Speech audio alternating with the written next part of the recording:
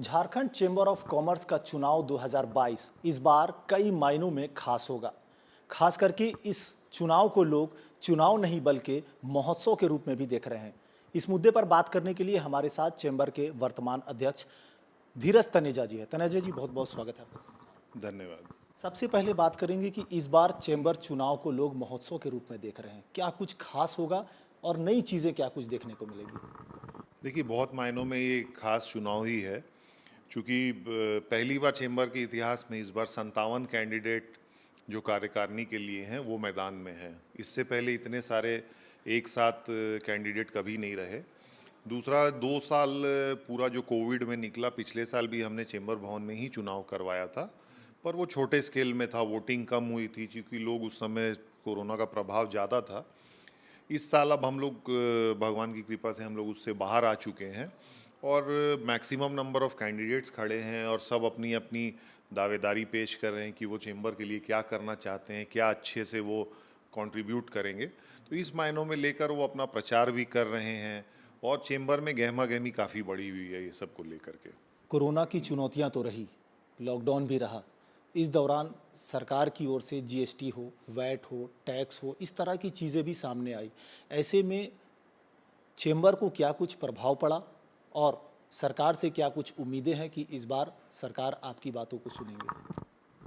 देखिए, सरकार से हम लोग समय-समय पर अन्य बहुत तरह की मांगें करते रहते हैं, बहुत तरह की मांगें। कुछ सरकार तुरंत मान जाती है, कुछ मानने में लंबा समय लगता है, कुछ नहीं भी मानती हैं।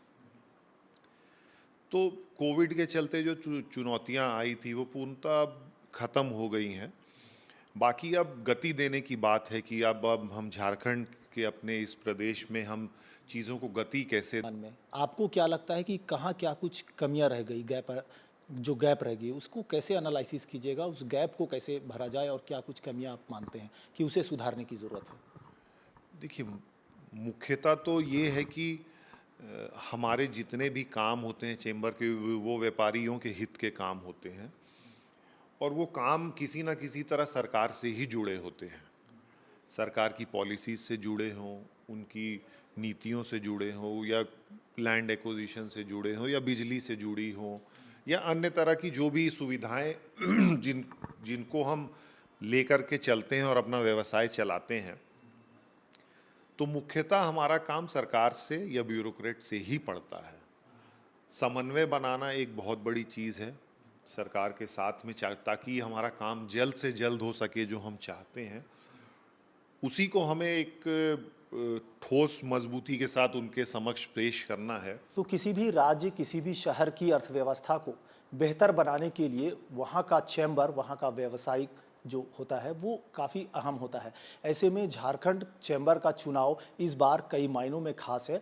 यहाँ जीत किसी की भी हो, व्यवसायिक जगत को बेहतर बनाना इनका उद्देश्य है। अब देखना होगा इस चुनावी प्रकरण के बाद चैम्बर किन उपलब्धियों को हासिल करता है और व्यापारियों की समस्याओं का समाधान कैसे होता है, ये आने वाला समय बताएगा। अपने सहयोगी राजेश के साथ मोइजुद्दीन, समाचार।